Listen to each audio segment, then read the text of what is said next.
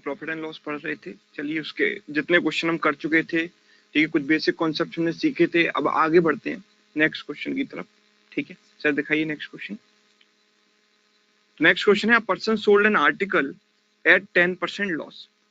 ठीक है, had he bought the article at rupees 75 less and sold it for rupees 75 less, then the loss would have been 20%. Find the initial CP of the article.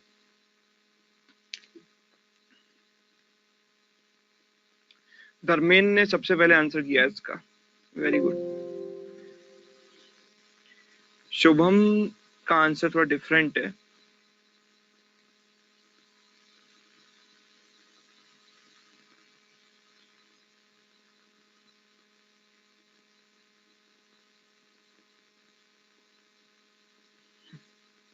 डेढ़ सौ।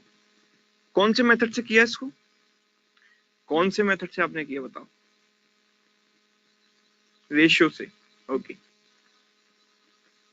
Ratio से किया तो ratio से ही करेंगे। देखो क्या करेंगे, a person sold an article at 10% loss, 10% loss पर बेचा, मतलब CP.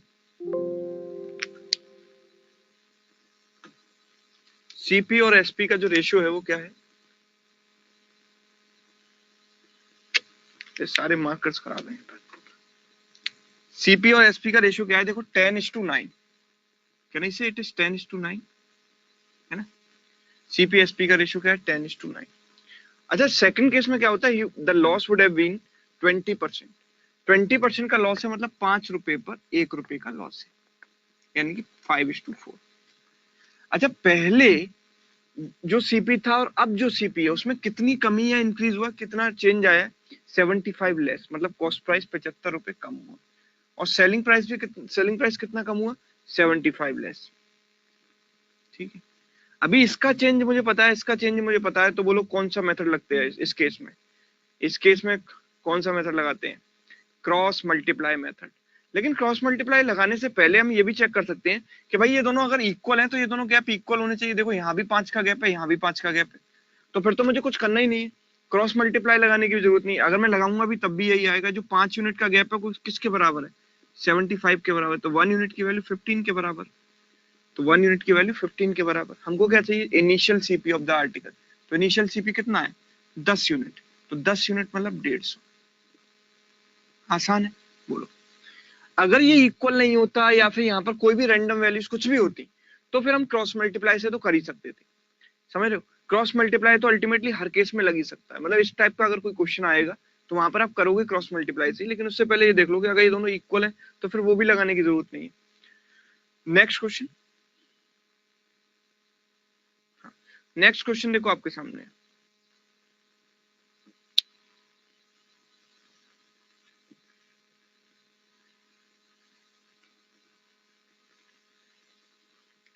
A person sold an article for 12.5% profit. Had he bought the article at rupees 60 more and sold it for rupees 60 more, the profit would have been 11 1/9%. Find the initial CP of the article. 480। ठीक है, good. 12.5% profit है, मतलब 8 रुपए के article को 9 रुपए में बेचा, 1/8 का प्रॉफिट।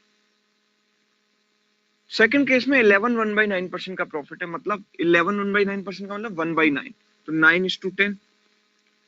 तो सीपी में कितना चेंज आया? 60 का, 60 मोर, and SP is also 60 more.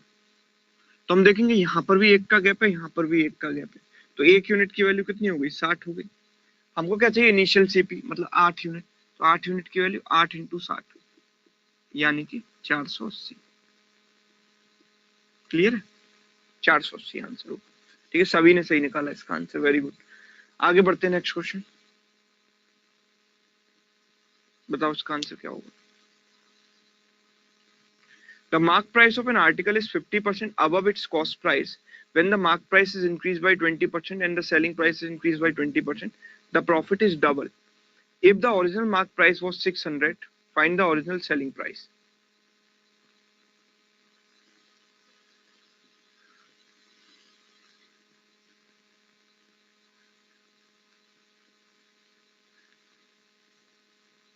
$500।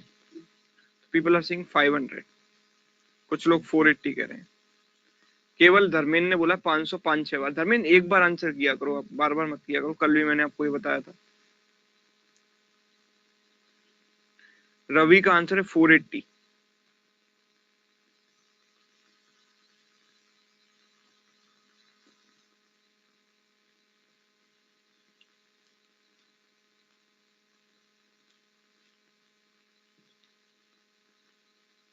Five hundred 480, कुछ लोग 500 कह रहे हैं, आधे लोग 480 कह रहे हैं। चलो देखते हैं। The mark price of an article is 50% above its cost price. तो this is the cost price, mark price and the selling price. आखिर में आपको क्या दिया गया? If the original mark price was 600, 600 मतलब ये 600 है।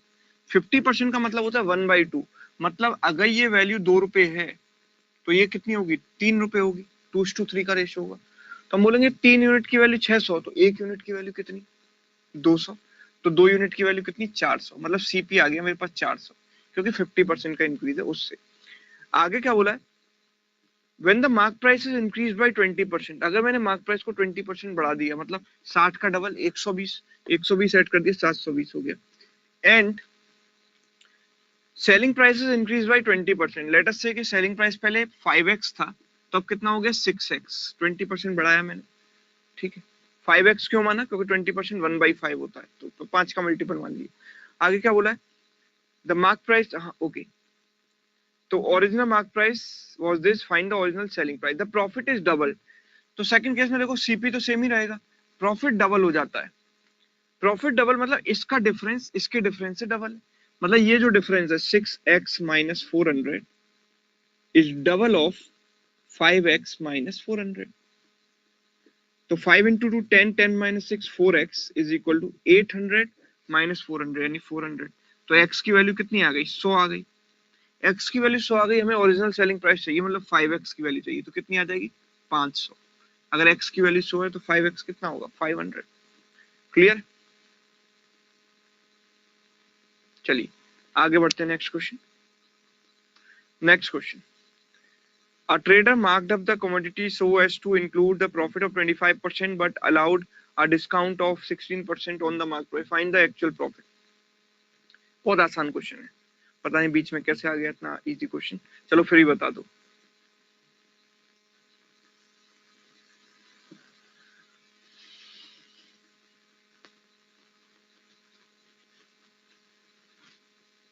फाइव, मतलब इस तरीके से उसने मार्क किया था ताकि 25% का प्रॉफिट हो, मतलब 100 रुपए को कॉस्ट प्राइस अगर 100 रुपए था तो मार्क प्राइस कितना था? 125 रुपए, ठीक है।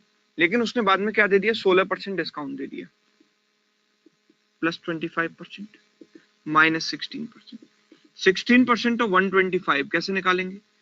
125% ऑफ 16, 100% प्लस 25%। 100% 16, 25% 4, 16 प्लस 4 20, 20 इसमें से कम करोगे तो कितना आएगा? 105। तो हम देखेंगे कि एक्चुअल में प्रॉफिट परसेंट कितना होता है? 5%, ठीक। आगे बढ़ते हैं। Next question, Ramu buys a plot of land for 96,000. He sells 2/5 of the land at a loss of 6%. He wants now he now wants to make a profit of 10% on the whole transaction by selling the remaining land. At what profit percent should he sell the remaining land? बताओ जल्दी से।